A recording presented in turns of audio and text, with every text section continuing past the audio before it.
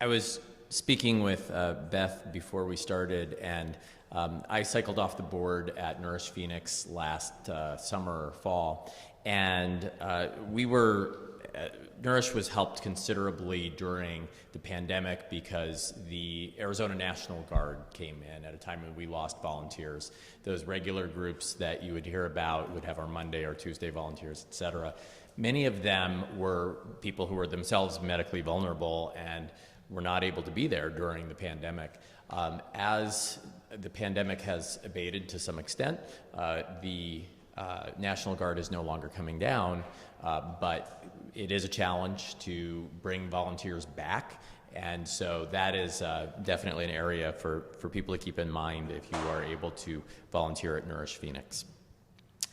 Rosie's House is our third and final video, and then we have a live presentation.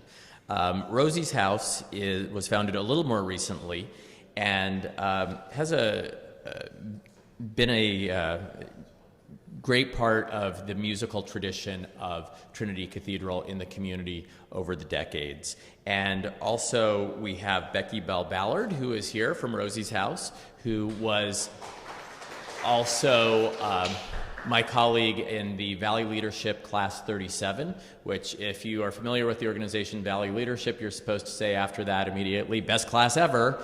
And we can't, Dave's shaking his head. We actually in our class started saying the most caring class ever. And so Becky would be an example of that, and so would Rosie's House. So let's take a look.